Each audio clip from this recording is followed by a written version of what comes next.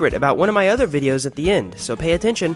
First off, we're going to establish the fact that most people don't get formal financial education. In fact, if you're like me, the only education you got was when you were younger from your parents. Watching them balance a checkbook, which most people don't even have anymore, pay for groceries and things that they didn't really need for in the store, and working a professional tax-paying job every dollar that they earned. Now this is all that most people are taught, to look at the rich, wide-eyed, and frown upon them for their unlawful duties and get-rich-quick immoral schemes. You're not getting the whole story. Now that I'm starting to go on my own, I don't want to follow down their footsteps. And chances are you don't want to either. And after reading a whole bunch of books on financial literacy, investing concepts, and budgeting tips, I'm here to teach you the methods that are different from the norm. The first Selena fact is that I bet you didn't know that her mother gave birth to her when she was 16 years old. Alright, so the first thing we're going to go over was taught to me by Robert Kiyosaki, the author of Rich Dad, Poor Dad. Okay, so when you're spending your money, you can spend it on two things, assets or liabilities. So let's define liabilities first, since most poor and broke people have more liabilities. A liability is anything that takes money out of your pocket in the long run. If it's costing you daily, monthly, or yearly, we are going to call it a liability. If you own a car and you drive it to work every day, it's a liability because you're paying for gas, you're paying for insurance, and every so often you have to pay for maintenance on the car. You're not making any money with it, so it's a liability. If you own a house and you live in it, it's also a liability. If you pay for that expensive coffee before you head into your job, that's also a liability. Now, let's move on to the other side, the assets. An asset is anything that brings you in money each day, month, or year. For example, if you own an apartment and you're charging rent for $500 a month, this apartment is going to be an asset. If you own a small coffee shop on the corner of the street and you profit $8,000 a month, this is also an asset, because it's bringing money into your hand. If you own solar panels on top of your house and you're getting free electricity from them, but you paid an installation fee of $10,000, this is still an asset, it's just a long-term investment. This YouTube channel is an example of a low-cost investment asset. If you want a list of awesome income-generating assets, subscribe to this channel. There's going to be some awesome videos about this in the future. So, now that we know the difference between assets and liabilities, let's get to the main point. To become rich, you must own as many assets as possible. And if you want a liability, like a $200,000 Lamborghini, you have to own the assets to cover that Lamborghini. The goal is to have more money coming in than going out. So the second Selena fact is, her net worth is estimated to be around $45 million. Alright, on to the next topic. Remember earlier I mentioned something called a long-term investment asset? Well, this is what the rich and super wealthy spend their money on. If you could pay $100 to upload a video, but for the rest of your life you earned $1 a month for that video, would you? I definitely would, and in fact, that's basically what I'm doing with this channel. The idea is to spend money on investments that continually bring money in each month, even if it takes a couple months or a year to pay off. The super rich live for the long term. And if you've ever played StarCraft, you know the best way to win is to get the most minerals in the early game.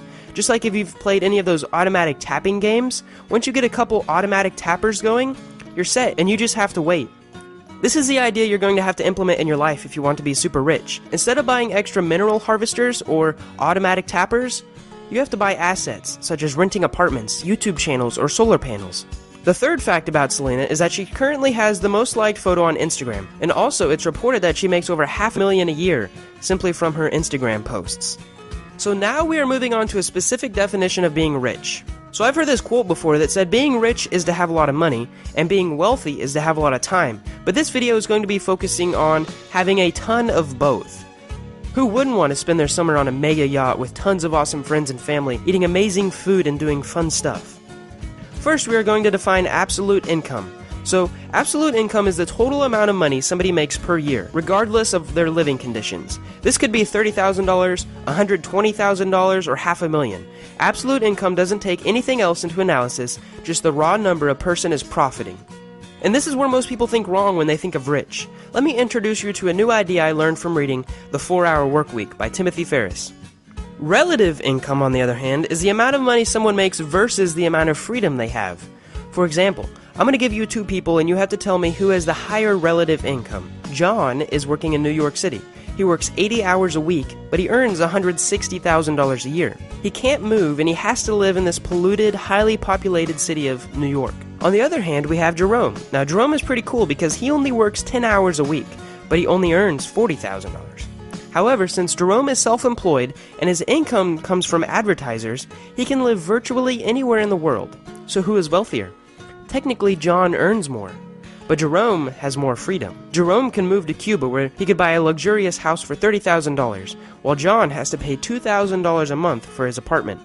If we break it down, John earns $38 an hour, but Jerome earns a whopping $77 an hour for his time. So if we take the idea and apply it to another topic Rich Dad Poor Dad taught me, we should cultivate our lives trying to earn as much money for each hour of our lives as possible to become rich. It's simple. If we can cultivate our time to be worth $500 an hour, and we work half as much as someone who can earn $10 an hour, we will always be wealthier than them. Basically, focus on relative income by calculating how much you earn per hour, even if you're salaried, as well as how much freedom you have in life. The fourth fact about Selena is that she chews pickle-flavored gum and drinks olive oil to protect her amazing voice. Alright, so here's another topic I want to talk about, but this is only for business owners who wish to build an empire and pay for their dreams without paying any taxes. In America, there is a way to do this. Let me give you an example. In the American tax system, and quite frankly, some other tax systems worldwide, if you own a business, even if it's not classified as a business and it's just self-employed income, and your business technically loses money, you don't have to pay taxes. For example, if I spend $500 creating a video, and that video only earns me $400, I have a net loss of $100 and I don't have to pay a dime in taxes. The secret is finding creative ways to write off those deductions in a legal manner. If you do it in an illegal manner, this is called tax fraud and is a serious crime, so I recommend consulting a professional before attempting this. In most cases, for the self-employed, you can do this by making items you would naturally buy a write-off. For example, if I wanted to eat some caviar, I could buy some caviar, make a tutorial on how to cook and eat caviar, and then use the price of the caviar as a tax deduction. Big corporate entrepreneurs do this with Lamborghinis. They just write them off as a company car. Or the same with a giant skyscraper, a vlogging camera, expensive gaming computer, or the $8,000 suit they just bought. Of course they could use it to improve the quality of their life, but from the business and government world, it was used to improve the business, which in theory improves the economy, so you don't have to pay taxes on it. Oh, and now that you're quite invested into this video, I want to introduce a new idea. There's a psychological effect called the sunk cost bias, which means that after you have spent a certain amount of money or time and effort into something, you become emotionally attached to it and you don't want to leave it in fear that you'll lose the losses. For example, there's still more of this video to watch. And if you've made it this far, chances are you realize how much value there is. And even if I don't produce any more value in this video, you're going to watch it to the end. I do not fill the rest of this video with crap, but I just want to entertain you with this idea. This is also why many people who are in a dead-end relationship won't end it, because they feel they've invested too much into it and don't want to waste the opportunity it could have to get better. The next topic I'm going to talk about is the difference between a producer and a performer. So in the book, The Self-Made Billionaire Effect, the author states that all billionaires fall into the producer category. A producer is someone who produces raw content, they create new strategies, and invent. Producers create value from nothing and actually give orders to performers. A performer, on the other hand, is someone that uses existing processes, and a great analogy of this type of person is a factory line worker.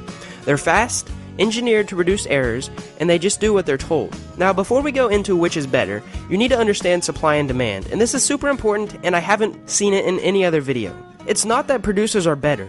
It's just that there are usually less of them, and this is because they have to take risk, which means that the demand for them is higher. There is significant evidence that there will always be a low supply of producers. Which means if you want to rake in the big bucks, you've got to be really good at producing things. Start pumping out more interesting images on your Instagram feed, start posting more YouTube videos, and start producing more and more content overall. If you really want to take the entrepreneurial side of it, combine this concept with the 4-hour work week and outsource this. You could pay someone $5 to upload a relevant, creative image on a feed once a day, and if you have a large enough audience, you'd be creating enough value in their lives that adds up to way more than $5. And potentially advertisers would start messaging you. I wish I could go on about this topic, and I may in another video, but we have to move on. I've got another Selena fact. At the time of this upload, it has been said that she has lupus, and combined with the stress that she's been receiving lately, she plans to take all of the entire year of 2017 off from music production and social media together. But there is a psychological side of this. This means that when she comes back in 2018, because of her scarcity, she will have a higher perceived value. So one last thing that you should know before this video ends and you start your path to becoming a super luxurious billionaire is that all wealthy people focus more on opportunities than obstacles. In fact, they see every problem as an opportunity to add value and earn more money. For example, it took you 3 hours to hook up your new TV. You were really frustrated. So why don't you contact the manufacturer with a simple tutorial brochure that you created and tell them you'll either sell it to them for $300 or $1 per TV sold, whichever is higher and fits your current budget best. The idea here is to change your thinking from seeing an event as a frustrating obstacle, seeing it hope-filled with opportunity. Let me give you another example. I started this channel for a couple reasons, but the big one was that I saw a gap in the market. You probably know Fight Mediocrity, the most subscribed YouTuber who makes animated book reviews. Well, I noticed a couple months ago he was slacking, but there were still people wanting to watch his videos. He was probably doing this to make his videos scarce, which in turn gave them a higher perceived value, just like the Selena Gomez example earlier. But I wanted to fill that gap. I loved reading, so I bought a whole bunch of books, the software to make the videos, and made my own videos. Now, I'm branching out to general advice and mixing all kinds of knowledge I can find and regurgitating it in this super interesting and engaging format. I saw a problem. Fight Mediocrity wasn't uploading as much as the market wanted, so I filled that gap for like 2 or 3 months, and I made at least 8 book reviews every month. Now, as a result, this channel has almost 30,000 subscribers, helps millions of viewers, and brings me in a decent amount of money. Enough that I'm a college student and I don't need any other job. And I think that's pretty cool. Our last interesting fact about Selena is that she's the youngest ever UNICEF's Goodwill Ambassador. If you're still watching, don't worry, we're about to get to that secret about that video that I mentioned in the beginning of this video. I hope you guys enjoyed this video and learned something, and if you did, please leave a big fat like down there. It lets me know that I should make more videos like this. Also, if you enjoyed this video, you might want to check out these 2 videos below. They're on the same topic and they go even more in depth than this video into technical stuff. If you want more videos like this, click the subscribe button, and thanks for watching. Oh yeah, at the beginning I said something about a secret thing about one of my videos. If you watch the video on the psychological tricks to get a girl to like you, you'll notice that the thumbnail has Chloe Grace Moretz, but since you watched this whole video, I want to give you a secret. In the thumbnail, her eyes were blue. Her eyes aren't actually blue. Anyways, thanks for watching, I hope you guys enjoyed.